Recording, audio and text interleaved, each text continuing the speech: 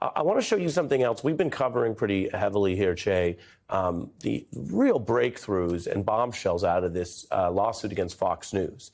And one of the pieces of this that has been really explicated, and Che stays with me, but I'll show you guys watching at home this, is not just the legal side we've covered, but also the fact that Fox has largely functioned as an arm of Donald Trump and the Republican Party. There have been skirmishes, we know, but this is not some independent media operation. They're in sync.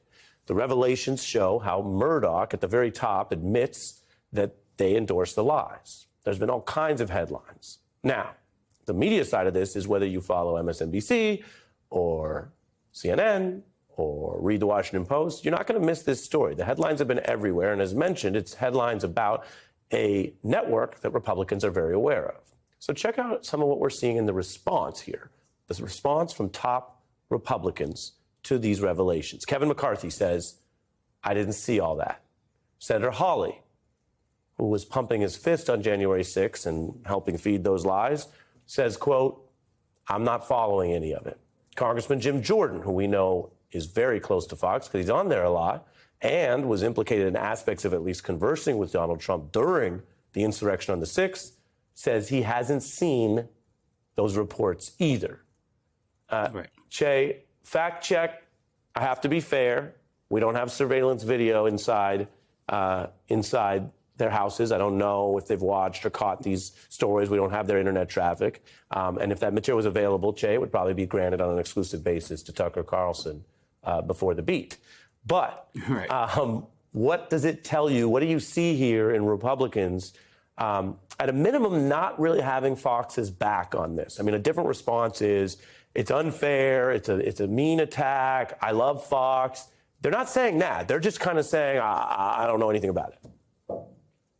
Well, first of all, I actually will come a little bit to the Republicans' defense here, because if you get your news exclusively from Fox, you do not know anything about this lawsuit. That is a fact. In fact, this weekend, Howard Kurtz, who I think is the media reporter for Fox, said, hey, I would like to report on the story, but I was told by the head of Fox, the people in charge of Fox News, not to talk about it, and I'm not going to talk about it. And that is the case. If you watch Fox exclusively, if that is the only source of news that you have, and there, quite frankly, are millions of people where that's the case. I hope it's not the case with anybody who's in Congress, but who knows? You do not know anything about this lawsuit. The second thing I will say about this is that this is, again, I think, a lot about Donald Trump.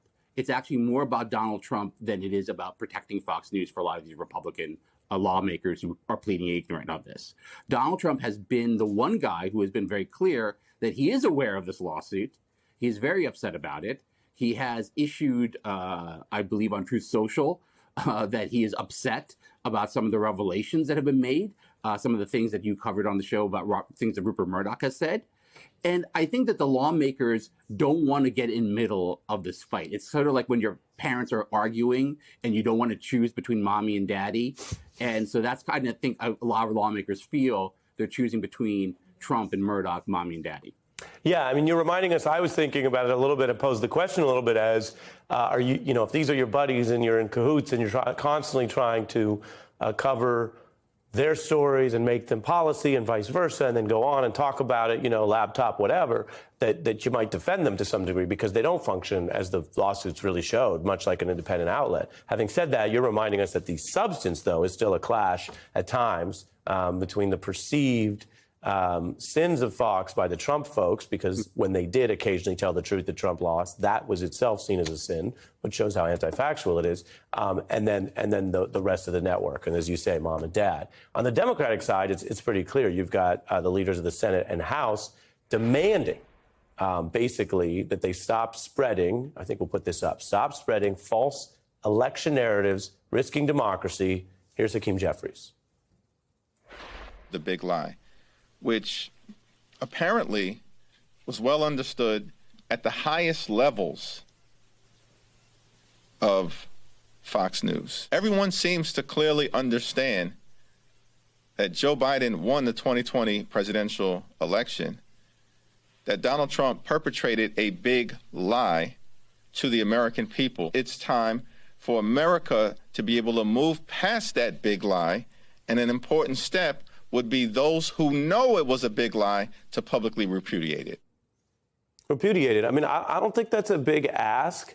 We all know people are cynical about politics, Che, and people say, oh, they're going to respond to this and that. But this isn't just politics, is it? If there was an insurrection, if the lies fed the insurrection, if, as I've pointed out in this program, Fox viewers were the information victims at times, they're still responsible in a nation of laws for what they did. But we've covered dozens of cases, Che, where people said, I believed it because A, Trump said it, and B, it was echoed, as Rupert Murdoch put it, endorsed there. So where do we go as a nation to kind of step back from this as politics, quote unquote, and look at it for what it became? And not everyone at Fox, by the way, not every hour. But for some of them, it became a knowing, intentional, deceitful, allegedly defamatory effort to help overthrow the U.S. government. Yeah, and I think we have to understand that this was misinformation and lies that resulted in actual physical violence. And Fox News has a culpability here. And I also think as we look towards the 24 election, which is really hovering over a lot of these stories, philosophically, in a democracy, a badly informed citizen is a bad citizen. Democracies are unique in that they put a lot of weight on the citizenry, on the people who vote, to be well informed. And a poorly informed citizen is a poor citizen. And what Hakeem Jeffries, I think, is getting at right there is that there is a civic responsibility beyond any sort of legality, beyond whether Fox is technically covered by the First Amendment. I think clearly they're not, but if they are, but there is a civic and moral responsibility that everybody has here to make sure that our democracy works and functions, and that includes making sure that our citizens, our voters, are well informed and can make good choices at the ballot box.